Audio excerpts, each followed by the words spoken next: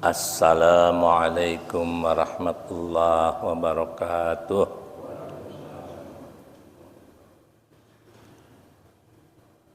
Bismillah, alhamdulillah,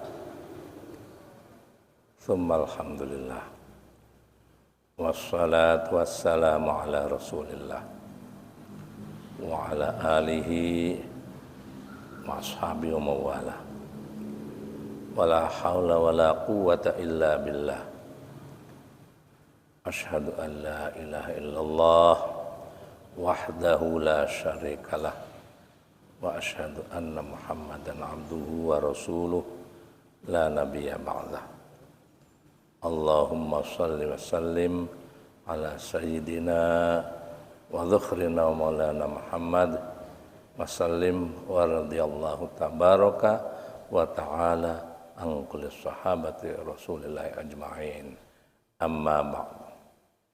Ayyuhal hadirun, usikum wa nafsi bitaqwallah. Fa inna khairaz zad at-taqwa. Hadirin yang dirahmati Allah, puji syukur selalu dan tidak bosan-bosannya mari kita panjatkan kehadirat Allah Subhanahu wa taala atas segala karunia kenikmatan yang diberikan kepada kita. Shalawat serta salam juga mari kita panjatkan untuk junjungan kita Kanjeng Nabi Muhammad sallallahu alaihi wasallam. Hadirin yang dirahmati Allah, alhamdulillah kita memasuki hari yang ke-15.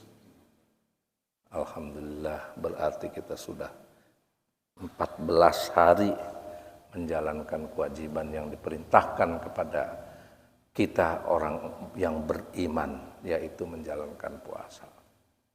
Sebagaimana tadi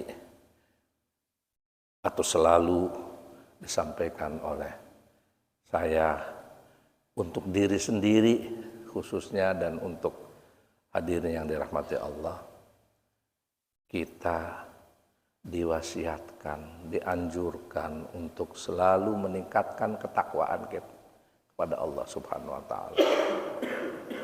Karena di dalam Al-Qur'an itu ada sejumlah ayat yang memberikan penjelasan tentang manfaat dari bertakwa itu sendiri. Di antara sekian banyak hal-hal yang berkaitan dengan takwa itu adalah ciri-cirinya. Banyak sekali ciri-cirinya orang yang bertakwa itu. Mudah-mudahan kita semua ini memiliki ciri-ciri orang bertakwa sebagaimana digambarkan dalam firman-firman Allah. Di antaranya adalah firman Allah yang terdapat pada surat kedua dari Al-Quran, yaitu surat Al-Baqarah. Itu di antaranya, banyak ciri-ciri lain di Al-Quran itu. Tapi untuk mengupas ciri-ciri itu, mari kita bahas dalam kesempatan yang singkat ini. Hadirin yang dirahmati Allah, Allah berfirman di dalam surat Al-Baqarah ayat sampai ayat 4. A'udzubillahi minasyaitonir rajim. Bismillahirrahmanirrahim. Alif lam mim. Dzalikal kitabu la raiba fihi hudal lil muttaqin. Alladzina yu'minuna bil ghaibi wa yuqimuna shalah wa mimma razaqnahum yunfiqun. Walladzina yu'minuna bima unzila ilaika wa ma unzila min qablik wa bil akhirati hum yuqinun. Sampai ayat 4. Artinya alif lam mim. Hanya Allah yang tahu itu artinya itu. Karena hanya rangkaian huruf saja, alif, lam dan mim. Hanya Allah yang tahu apa itu maksudnya. Tapi di ayat berikutnya Allah melanjutkan firman-Nya. Zalikal kitabu la raiba fih. Itu adalah kitab. Quran itu adalah kitab.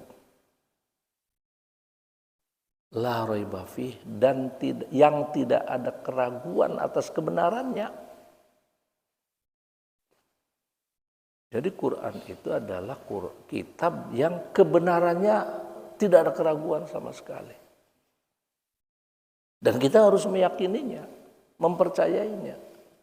Dan banyak bukti-bukti yang sudah terungkap tentang luar biasanya Al-Quran itu.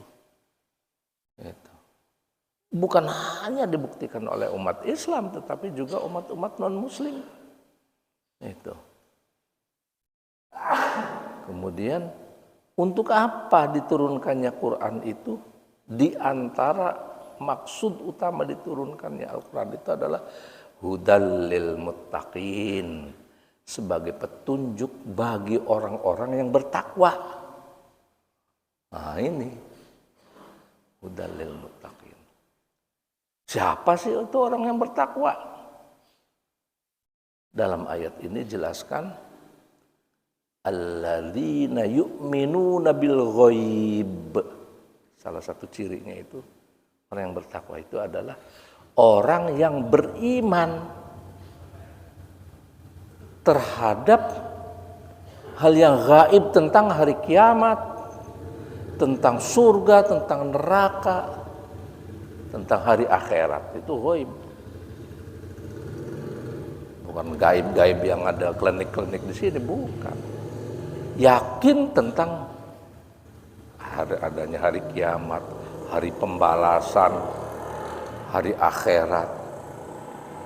Nah itu orang yang bertakwa. Dari sini saja itu dampaknya kalau kita mempercayai bahwa ada nanti kehidupan di akhirat setelah kita meninggalkan dunia yang fana ini, itu dampaknya sangat luar biasa kepada kita.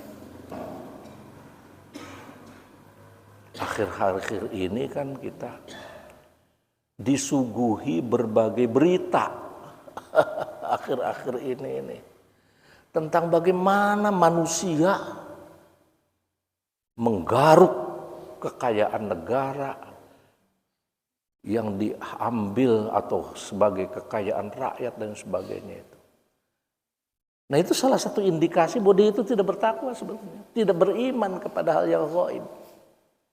Sebab kalau orang itu beriman kepada yang gaib atau akhirat nanti, apa saja yang kita lakukan sekarang ini nanti akan diperhitungkan di akhirat. Akan dihisab. Hisab itu perhitungan di akhirat itu. Apapun yang kita kerjakan di sini. Orang menganiaya orang nanti di akhirat akan memperoleh pembalasan. Orang mengambil milik orang yang pun bukan haknya, nanti di akhirat akan ada pembalasan. Di dunia sebisa foya-foya, dengan kekuasaannya, dengan kemampuan kleptonya. Klepto itu artinya mencuri gitu. Dengan kleptonya, dengan berbagai macam alasan. Karena akhir-akhir ini kita disuguhi berita-berita seperti itu kan. Nah itu gambaran bahwa orang seperti itu diragukan apakah dia yakin percaya tentang adanya kehidupan di akhirat kelak. Seperti pernah kita bahas di sini beberapa waktu yang lalu. Baru mau dicabut ruhnya saja kita sudah kelihatan apa yang akan terjadi pada diri kita. Baru mau dicabut ruhnya itu. Datangnya malaikat Israel itu juga ghaib itu. Harus kita imani, harus kita yakini. Yu'minuna bil ghaib itu diantaranya.